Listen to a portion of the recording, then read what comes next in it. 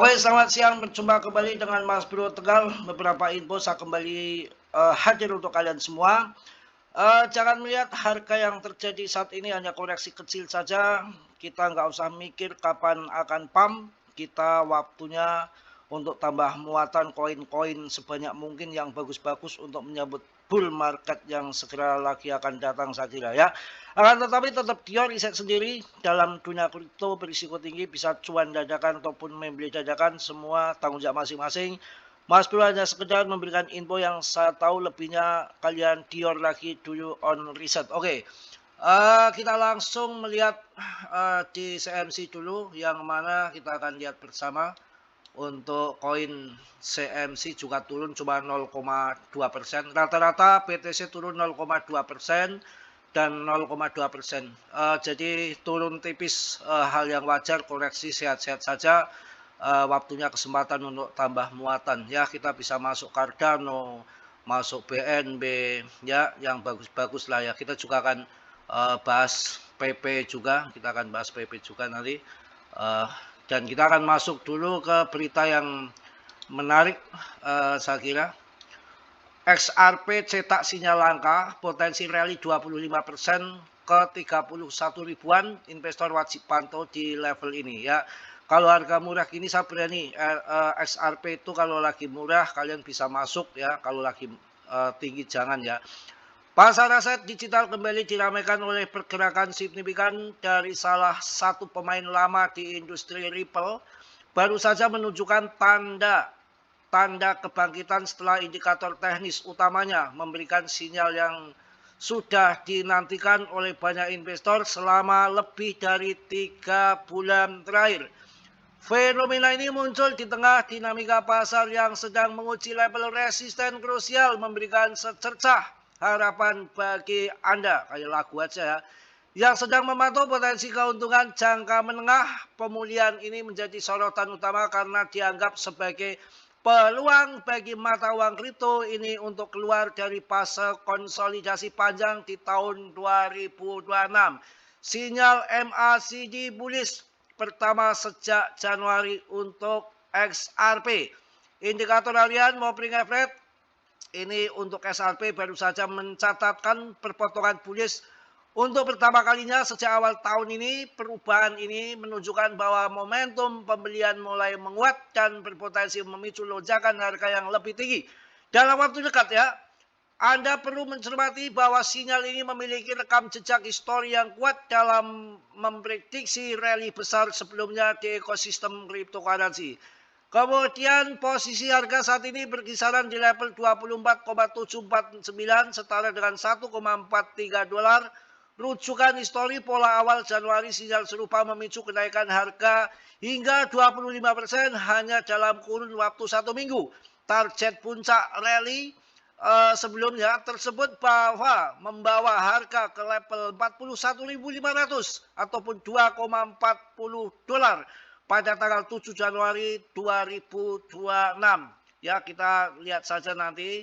Regulasi Clarity Aset jadi katalis utama. Ini yang paling penting ya. Kejelasan regulasi tetap menjadi faktor penentu bagi masuknya modal institusional ke dalam pasar aset digital di Amerika Serikat.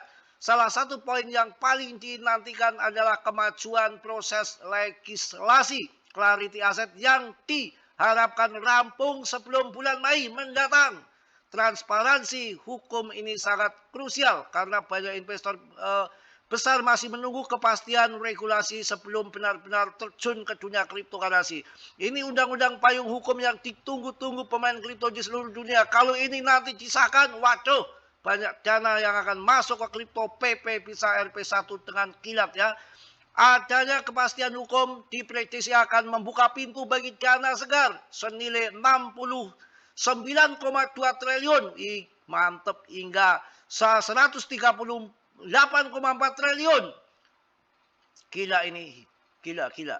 Untuk masuk ke dalam produk ETF, XRP partisipasi institusional berskala besar ini akan memberikan likuiditas tambahan yang diperlukan untuk mendorong harga menembus level resistensi yang lebih tinggi. Tanpa dukungan regulasi, aset digital ini dikhawatirkan akan tetap terjebak dalam rentang perdagangan yang terbatas. Ini penting, clarity aset harus cool ya. Sebelum Mei katanya sudah harus di ACC. Dampak stabilitas geopolitik terhadap harga.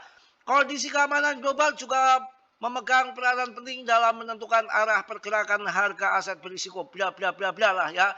Perpanjangan gencatan senjata dalam konflik internasional yang berlangsung saat ini menjadi pemicu psikologis bagi para pedagang untuk tetap melakukan akumulasi. Sebaliknya, jika ketegangan kembali memuncak, harga komoditas seperti minyak diprediksi akan melonjak ke atas level 1.730, 1.730.000 atau 100 dolar per barel. Yang penting kita semangat menghormati Lebaran Haji, musim haji. Saya rasa Timur Tengah akan kondusif ya. Pokoknya itulah ya yang mana terjadi SRP ada info akan melonjak katanya. Tapi kalian tetap dior ya. Kita akan masuk ke PP hanya turun tipis saja. Nggak jadi soal, harganya masih di 0,06. Yang kemarin 0,05 naik 0,07 dan ini ada di pertengahan harga sambil nunggu clarity aset disahkan serta ETF PP.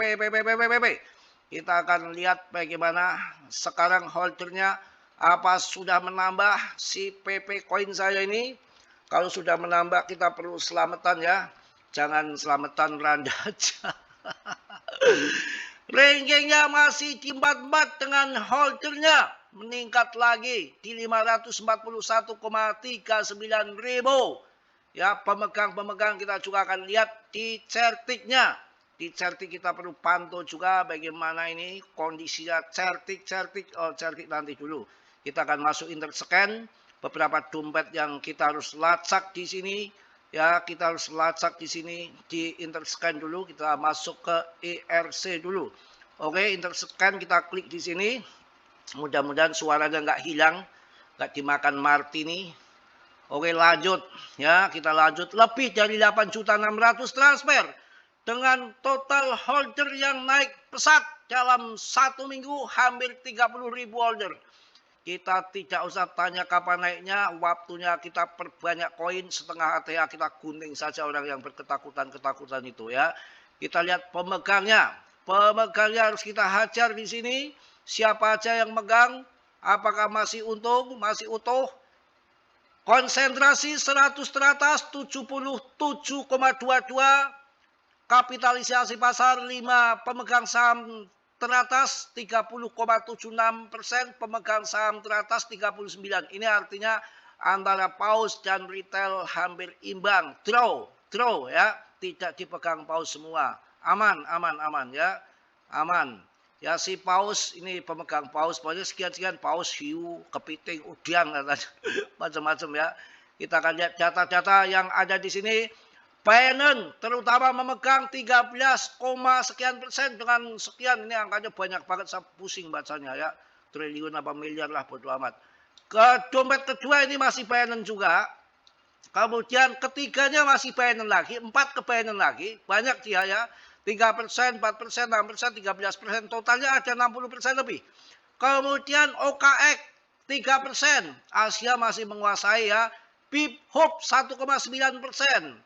Kemudian ini crypto.com 1,4% ya ini ya. Kemudian kita lihat untuk Bibit 1,3%. Binance lagi, nongol lagi baru yang dari AS cuma satu aja ini 1,2%. Kemarin saya bilang 0,8%, maaf ya 1,2% ini Robinhood. Kalau kita geser sampai 100 ke bawah itu Coinbase belum ada, yang ada Binance lagi, Kraken lagi, crypto.com lagi, Asia semua. Nanti kalau ingin pump besar-besaran, ini menunggu ETF PP disahkan, maka akan memborong pasokan dari Binance, diborong, mental kayak efek ketapel harganya, karena nanti clarity aset akan memborong untuk di ETF-kan, ditransfer di ETF-kan, pasokan makin sedikit makin langka, dan nanti juga dari Coinbase juga tentunya akan memborong juga. Robinhood memborong juga, maka akan terjadi perang rebutan koin. Itulah yang nanti akan terjadi ledakan kawan. Kita nggak usah mikir kapan pump, kita siapkan koin kita sebanyak mungkin mumpung harganya masih murah. Tapi riset sendiri Dior ya, tetap urusannya masing-masing ya. Oke. Dan Paus kemarin juga memborong juga di sini si Paus gemblung pada memborong juga. Aduh, kipi. Mana sih pausnya? Ini kok terlalu harus dikecilin ini. Dikecilin dulu ini. Udah segini aja biar yang lainnya kena ya, tuh. Paus memborong PP. Struktur tersebut tampak konstruktif di atas zona hijau. Kayaknya udah tinggal ngepamnya ke atas. Kalau lihat akan begini nih. Koreksi hal yang wajar paling begini doang. Nanti juga akan kembali lagi harganya. Saya barusan serok 125.000 lah. Bertahap aja. Bertahap saja. Yang penting serok saja. Ya, serok menyerok. Siapa takut? Inilah well gemblung ini. Well saja serok 1 dompet Paus tunggal memindahkan 302.000.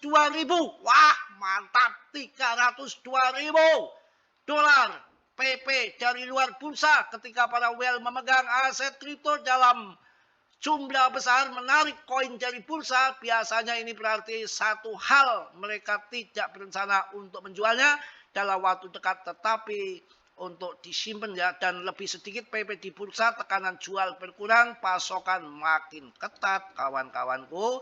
Mungkin itu aja, sebentar lagi menjelang duhur ya, yang mana kita harus ke masjid dulu, tetap Dior riset sendiri, tetap semangat, oke, tunggu sampai pump besar menunggu clarity aset, oke. Salam dari Tegal Mas Bro, wassalamualaikum warahmatullahi wabarakatuh, aduh jadi kacau ya.